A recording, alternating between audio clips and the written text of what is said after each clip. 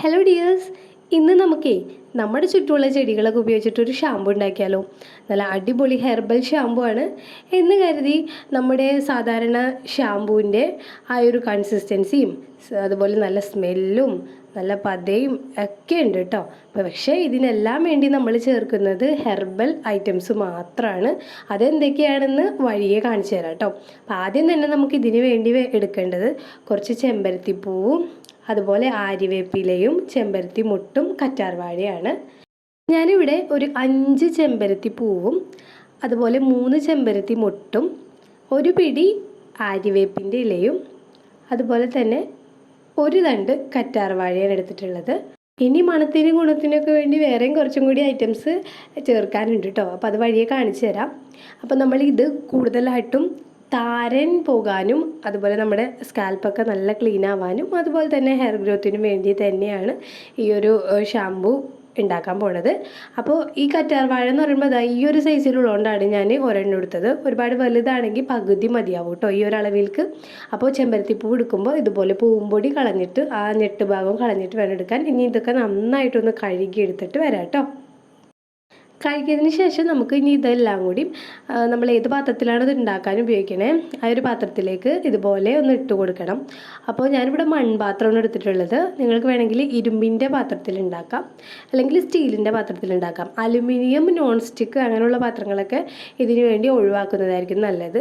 അപ്പോൾ അരിവേപ്പില കണ്ടില്ല, നല്ല മൂത്ത ഇലയാണ് എടുത്തിട്ടുള്ളത്. അപ്പോൾ അതുകൊണ്ട് തന്നെ ഇങ്ങനെ കൈ വെച്ചിട്ടൊന്ന് തിരുമ്മി ഇട്ട് കൊടുക്കുന്നുണ്ട്. ഒന്നും നമ്മൾ കത്തി വെച്ച് അരിയൊന്നും ചെയ്യേണ്ട, ഇതുപോലെ ചെയ്താൽ മതി. പിന്നെ കറ്റാർവാഴയുടെ ജെല്ല് നമ്മൾ സ്പൂൺ വെച്ചിട്ട് നല്ല വൃത്തിയിൽ ആ ഗ്രീൻ പോർഷനൊന്നും ഇല്ലാതെയാണ് എടുത്തിട്ടുള്ളത്.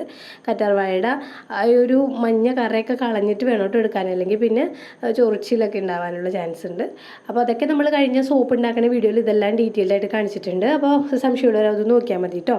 ഇനി ഇതിലേക്ക് നമ്മളിതാ ഒരു 2.5 ഗ്ലാസ് വെള്ളമാണ് ഒഴിച്ചു കൊടുത്തിട്ടുള്ളത് കേട്ടോ. ഇനി നമുക്കിതൊന്ന് നന്നായിട്ട് തിളപ്പിച്ചെടുക്കണം. ഈ ഒരു സമയത്ത് നമുക്ക് ഒരു ഇൻഗ്രീഡിയൻറ്റും കൂടി ഇതിലേക്ക് ചേർത്ത് കൊടുക്കാനുണ്ട്. അത് മറ്റൊന്നുമല്ല, ഉണക്ക നെല്ലിക്ക ഇതുപോലെ കുതിർത്തെടുത്തിട്ടുള്ളതാണ് കേട്ടോ. തലേദിവസം രാത്രി കുതിർത്ത് വെച്ചിട്ട് ഇതുപോലെ ഇതിലേക്ക് ചേർത്ത് കൊടുക്കാം. ഇനി അതൊന്ന് മിക്സ് ചെയ്ത് വെച്ചേക്കുക, അവിടെ ഇരുന്ന് തിളക്കട്ടെ. ഇനി നമുക്ക് നമ്മുടെ ഷാമ്പൂവിൻ്റെ ആ ഒരു വഴുവഴുപ്പ് കൺസിസ്റ്റൻസിയിലേക്ക് കിട്ടാൻ വേണ്ടി നമ്മൾ ഇതിലേക്ക് ഇവിടെ ഉപയോഗിച്ചിട്ടുള്ളത് ഫ്ലാക്സ് സീഡ് ആണ്. അപ്പോൾ ഇത് 2 ഗ്ലാസ് വെള്ളത്തിൽ ഇതുപോലെ 2 ടീസ്പൂൺ ഫ്ലാക്സ് സീഡ് ഇട്ടതാണ് കേട്ടോ. അപ്പോൾ അത് റെക്കോർഡ് ആവാത്തതുകൊണ്ട് ഒന്നുകൂടി കാണിച്ചു തന്നതാണ്.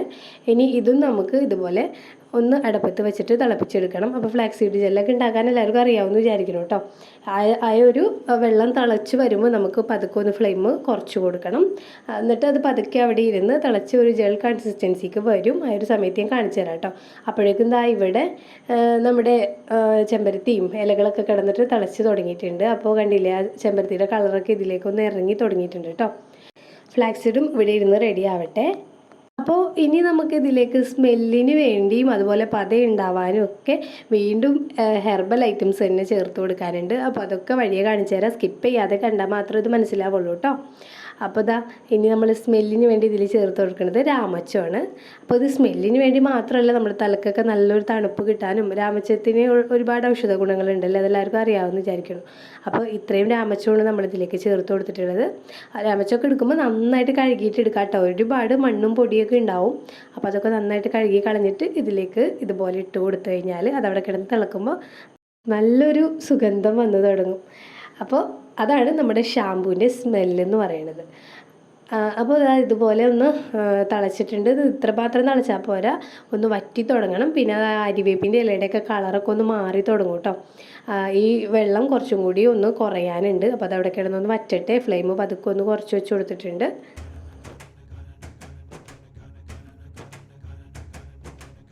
അപ്പോൾ ഈ ഒരു സമയം കൊണ്ട് നമ്മുടെ ഫ്ലാക്സ് സീഡ് ജെല്ല് റെഡി ആയിട്ടുണ്ട് കേട്ടോ.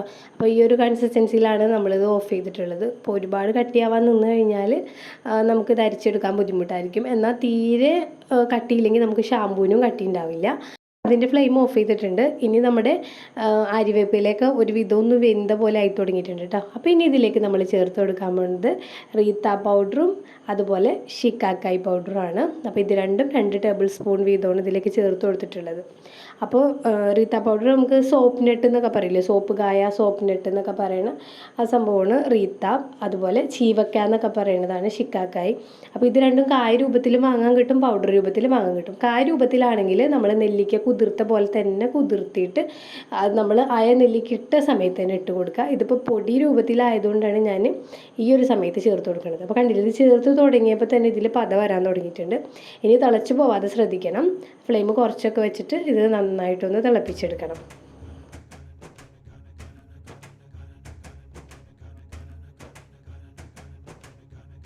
അങ്ങനെ കുറച്ച് സമയത്തിന് ശേഷം ഇതുപോലെ ഒന്ന് വറ്റി വന്നിട്ടുണ്ട്.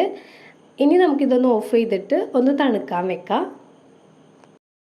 അപ്പോൾ നമ്മുടെ ഫ്ലാക്സ് സീഡ് നമ്മൾക്ക് അരിച്ചെടുക്കാൻ പോവുകയാണ്.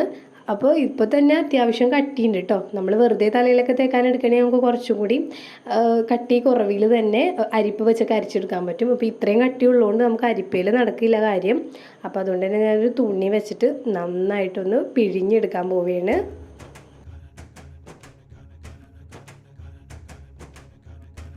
അപ്പോൾ നമുക്ക് ഇത്രയും ജെല്ല് ഇതിൽ നിന്ന് കിട്ടിയിട്ടുണ്ട് കേട്ടോ.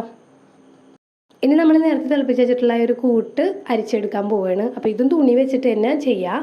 കാരണം എന്താണെന്ന് വെച്ചാൽ നമുക്കപ്പോൾ ഇതിൽ ചേർത്തിട്ടുള്ള എല്ലാം നന്നായിട്ട് ഈ അരിക്കണേൻ്റെ ഒപ്പം തന്നെ അങ്ങോട്ട് പിഴിഞ്ഞെടുക്കാൻ പറ്റും. അപ്പോൾ ഒട്ടും തന്നെ ഇതിൽ വേസ്റ്റ് വരുന്നില്ല.